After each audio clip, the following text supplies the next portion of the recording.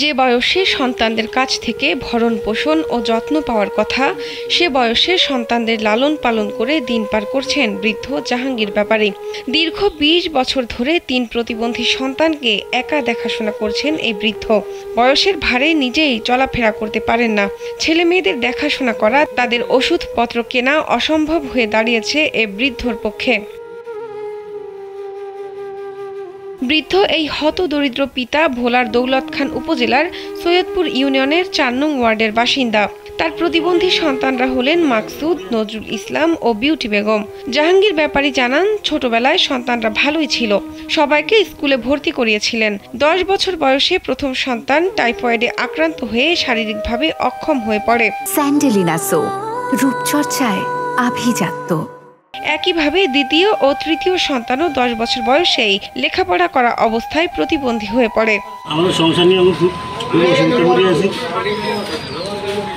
আমাদের বাবা খুব কষ্ট করে আমাদের সংসার চালাতেছে। ৩ ভাই বোন, এই অবস্থা, প্রতিবন্ধী ১০-১২ বছর হয়েছে। আর আমরা এরকম হয়ে গেছি, পড়ালেখা করতাম পারি না, কাজকাম করতাম পারি না। বৃদ্ধ এই বাবা আরও জানান, ডাক্তাররা বলেছেন সুচিকিৎসা হলে সন্তানরা ভালো হওয়ার সম্ভাবনা আছে, তবে অর্থের অভাবে চিকিৎসা করাতে পারছেন না তিনি। তাদের নিয়ে এখন এক মহা সংকটে আছেন। একবেলা খেলে আর একবেলা না খেয়ে জীবন কাটাচ্ছেন।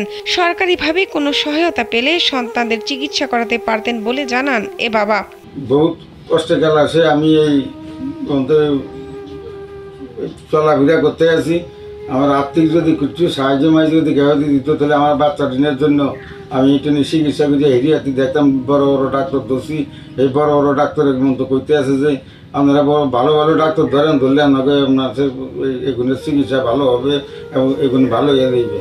প্রতিবেশীরা জানান, জাহাঙ্গীর ব্যাপারী অত্যন্ত গরিব মানুষ। ৪ বার নদী ভাঙনের পরে এখানে এসে বাড়ি করেছেন।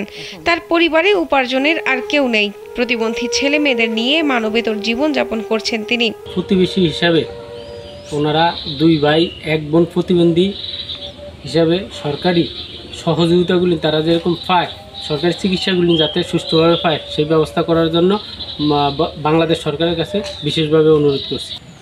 2টা ছেলে আর একটা মেয়ে লইয়া খুব অসহায় আছে, এই কোনো চিকিৎসা চালাইতে না, খুব অসহায় আছে। প্রতিবেশীদের দাবি, সরকার যেন এই 3 প্রতিবন্ধী ব্যক্তির চিকিৎসা ও পুনর্বাসনের ব্যবস্থা করে। শাহনাজ পারভীন, কালবেলা।